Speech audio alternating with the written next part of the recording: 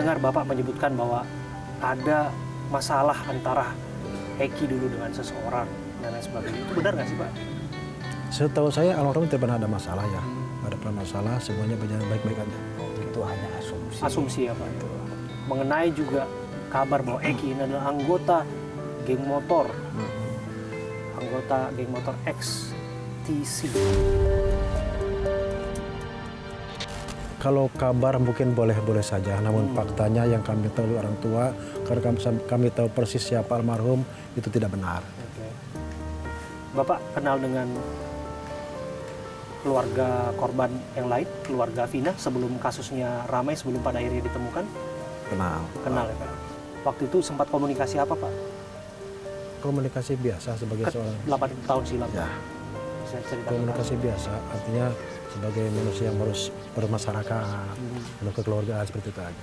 Kalau disebutkan ada pengaruh dalam hal ini, kesurupan, Pak, yang namanya Linda dan sebagainya, Pak. Bagaimana Bapak bereaksi terhadap itu, Pak? Kaitan itu mungkin nanti bagian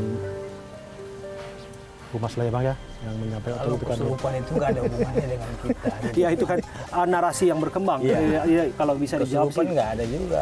Beliau juga nggak pernah makin menggunakan kesurupan. Bapak bertemu nggak dengan Linda, Pak? Saya nggak kenal. Nggak kenal. Bahkan berarti itu salah berarti. Pak. Salah, jadi- Bapak yang disebutkan ketemu dengan Linda itu tidak pernah Nggak terjadi, Pak. benar, itu hoax. Sampai sekarang nggak tahu Linda yang mana. Yang mana Linda beliau juga nggak kenal. Jadi Oke. silahkan saja masyarakat menghakimi. Makanya saya bilang kepada beliau, Bapak sebagai anggota polisi harus siap dikritik dan Bapak jangan anti kritik. Memang Pak, itu yang saya rasakan, tidak anti kritik. Makanya beliau tidak mau menghakimi orang. Biarlah orang menghakimi, tapi nanti hukum yang akan berjalan. Jawab itu semua.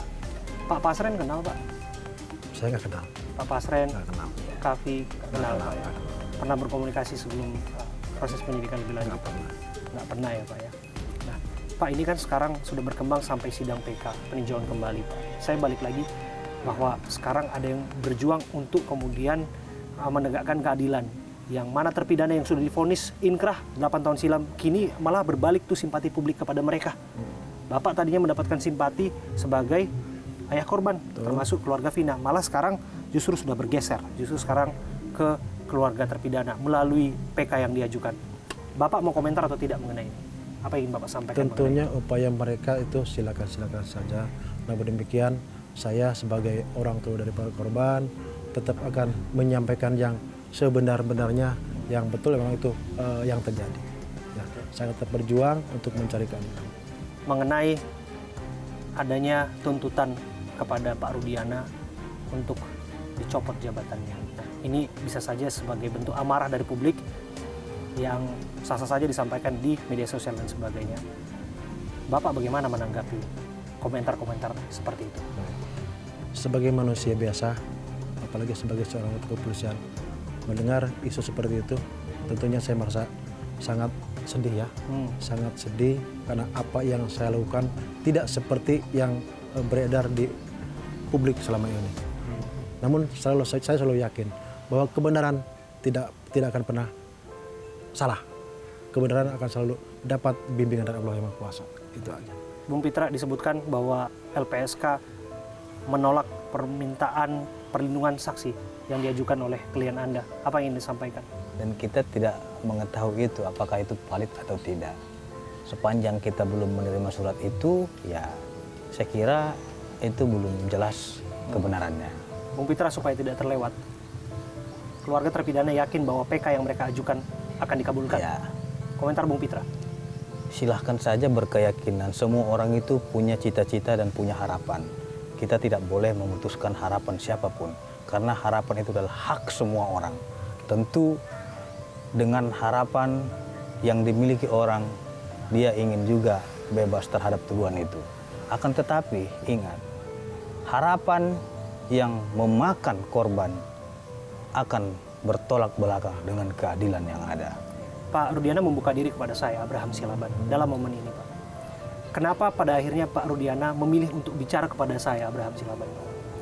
Baik, tentunya tadi saya sampaikan bahwa setelah saya mendapatkan bantuan dari rekan saya Bang Pitra, juga Ibu Elsa yang telah sukarela membantu saya, seorang yang memang tidak mempunyai kemampuan apa-apa, kemudian kena juga sama Bang Abraham yang bisa diajak komunikasi, tentunya ini bisa dijadikan tempat untuk menyampaikan segala sesuatu yang saya rasakan. Mudah-mudahan dengan dekat sama Bang Abraham bisa membuat menjadi lebih baik ke depannya.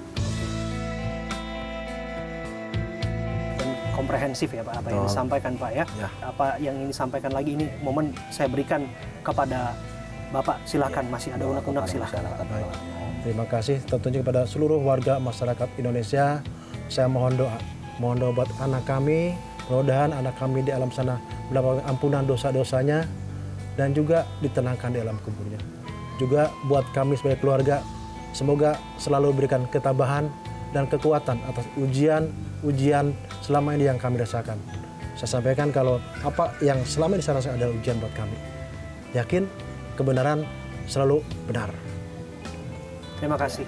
Ibtu Rudiana, ayahanda almarhum Muhammad Rizky Rudiana, kami ada di makamnya di daerah Majalengka di Jawa Barat bersama dengan penasihat hukumnya Bung Pitra Romadhoni yang tahan tentunya melakukan advokasi untuk kasus ini.